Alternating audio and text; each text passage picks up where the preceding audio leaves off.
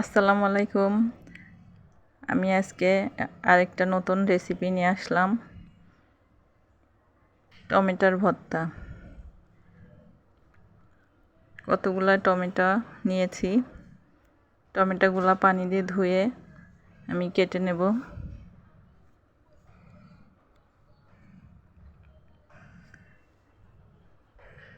কেটে নিয়ে পাতিলে নিয়েছি, একটু লবণ, হালকা একটু লবণ দিচ্ছি।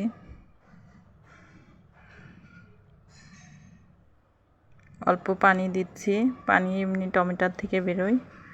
অল্প পানি দিয়ে আমি চুলায় দিয়ে দিব। চুলায় দিয়েছি, একটা রসুন দিয়ে পাতিলের ঢাকনা ঢেকে দিয়েছি।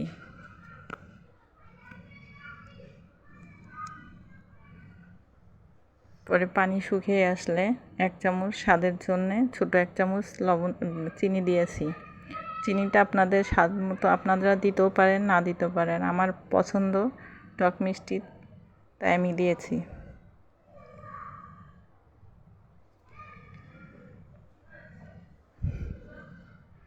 এক কোয়া রসুন দিয়েছি সিদ্ধর সময়।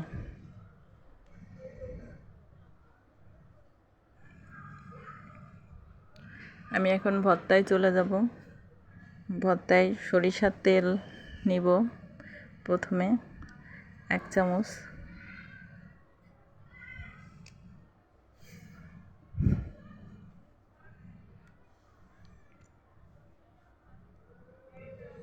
সরিষার তেল দিয়ে দিলাম।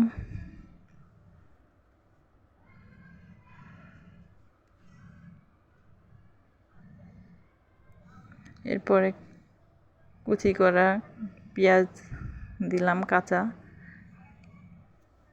আমার কাঁচা পেঁয়াজটাই পছন্দ ভর্তার জন্যে, আমি সেটাই দিয়েছি। কাঁচা মরিচ দিয়েছে, শুকনা মরিচ আপনারা দিতে পারেন, আপনাদের ঝাল বুঝে আপনারা দেবেন। ধনেপাতা দিলাম। এরপরে আবার একটু লবণ দিলাম। ভর্তার সময় অল্প দিয়েছি, আবার একটু দিলাম।